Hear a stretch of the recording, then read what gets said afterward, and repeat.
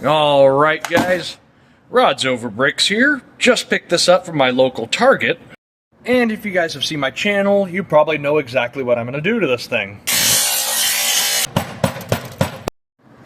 So the new Bright RC cars work out really good for adapting to Knex for a couple different reasons. One, they have an onboard rechargeable battery, as you can see that little USB inside there. And two, the shape of everything works out really good that all you have to do is drill a couple of simple holes, and now you could put Knex through it and have your own remote control Knex. Now I've done this before in a previous video of mine where I took a $20 Walmart RC car and took it apart, and it seems like that one was just really slow. A lot of the new Brights have a 3.7 volt onboard battery. This one here is the cheapest one you can get that comes with a 7.4 volt battery. So that should really help this thing get up and go. You know, this is just toy grade, but you know, even if we can implement those lights too, I think this will be a pretty good little Knex build. Now I did pay $30 for this one. I could have purchased it online for $21, but they seem to be really common at Walmart and Target.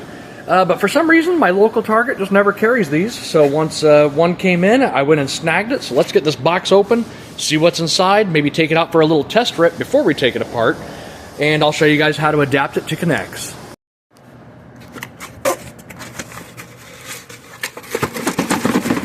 Let's go. Alright, so here's everything you get in the box. You get your instruction manual, the remote control, and the batteries. And the car itself. Now the little charging cord does sit out like a little umbilical cord until we pop open this battery cover, which, by the way, does not take screws. I like that. Alright, we have our charging cord all wrapped up. Let's take a closer look at the car here. So starting at the back, you can obviously see the little 130 motor sitting inside here, inside the axle. The suspension, if you want to call it that, very stiff. Yeah, I don't think it's really doing much. And the front, let's take a look at the front here. I see coil springs. But nope, that's just plastic flexing, so there is no front suspension. It's nice and clean under here. It looks like it's all Phillips screws. But I do have to say, it looks pretty good. You know, for a really cheap toy grade RC, it looks just fine.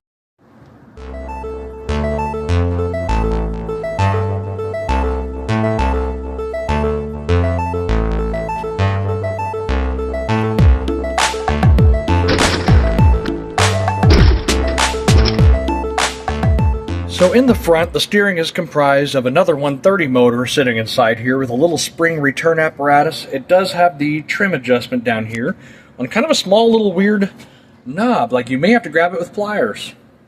Steering feels, you know, like your typical toy grade RC. There isn't too bad of slop, you know, especially for the new Bright stuff. It's not terrible. And looking at the steering here, if it does steer all the way, that shouldn't be too bad of a turning radius.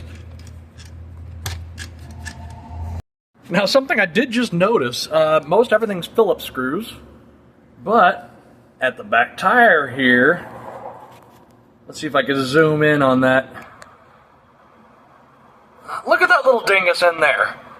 I think that's like what a PlayStation 4 takes for some maintenance. I'm not completely sure on that, but those little triangular bits, very unusual. Overall, if you're planning on using this for a remote control car as, you know, what it is out of the box, I think we're going to find out in a while if it's going to be a good price or a bad price, you know, between $20 and $30. I'm curious to see when these lights come on. I'm assuming just under throttle. A couple things I did notice that were strange. First off, the remote has no screw in it and no threads there, so there was definitely no screw to begin with. And secondly, there's a little hole in the body. Now, these vortexes have pretty much remained unchanged for, I think, 10 years, 12 years, so I'm assuming that's where a little antenna would have gone at one point.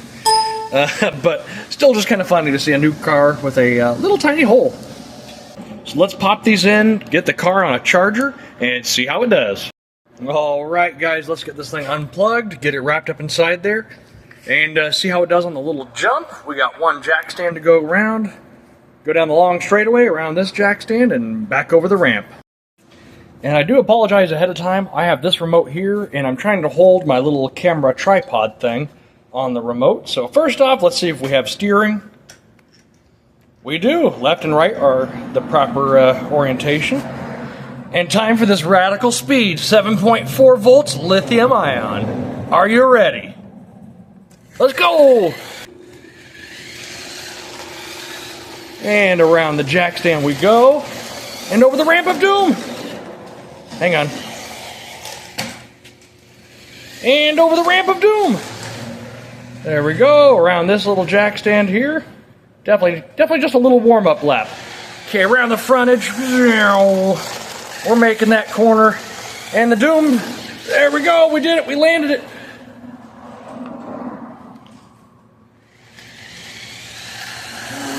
Lap 2. Oh, we just hit the jack stand. There we go. This thing should definitely move a little bit better, but not terrible. Okay, it's coming at us. Lightning speed.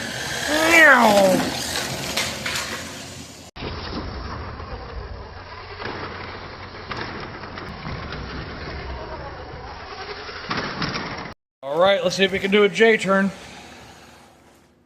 Nope.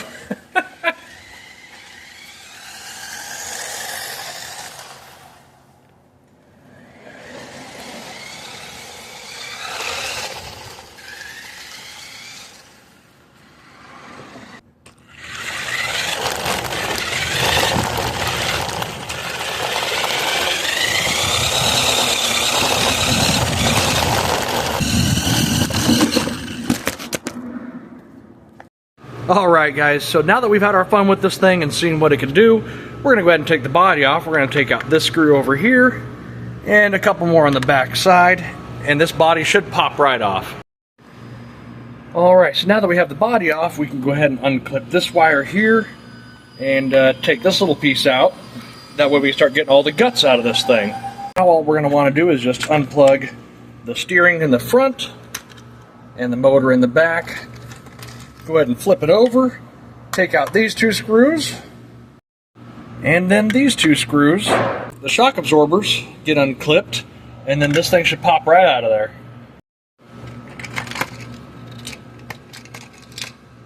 And there we have it. There's all of our steering. We'll go ahead and take the shocks off. To take the shocks off, you'll see that they're just kind of open on one end, and all you have to do is just give them a little pry and they just pop right off. And here's this one here. Okay, for the rear we're going to go ahead and pop off the shocks the same way. Take out these two screws and this whole back axle should come right out. Alright, with those screws removed, there we go. Here's our whole back axle unit.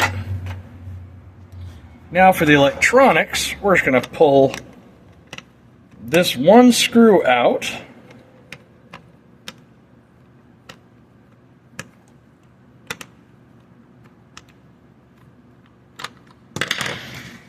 And then from here, this should lift up, go forward a little bit. And there's all of our electronics inside this box, the rechargeable batteries in here.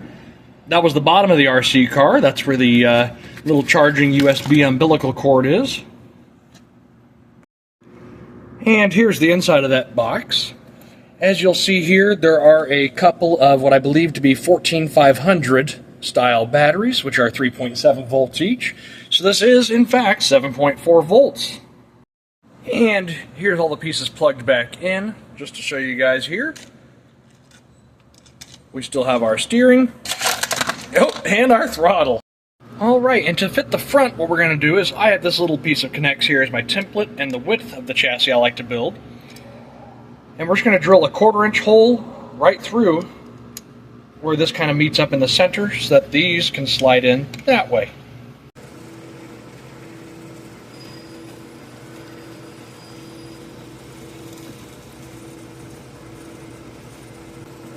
Alright, so that's one side.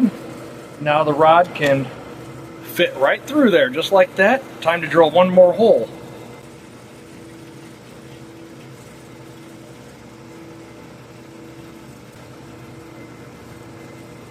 And just like that, fits right into there.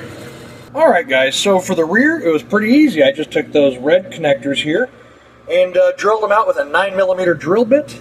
Using the yellow rod just as a little brace, now it moves around. It will need just a little spacer over here, or you could use a blue ring on each side with a little black end cap to make everything nice and even. We are also able to retain the springs. The springs just clip back on, and they happen to clip right to a tan Knex gear clip. So I just had this mocked up, but you could build a chassis now using those little pieces. You've got your front adapted.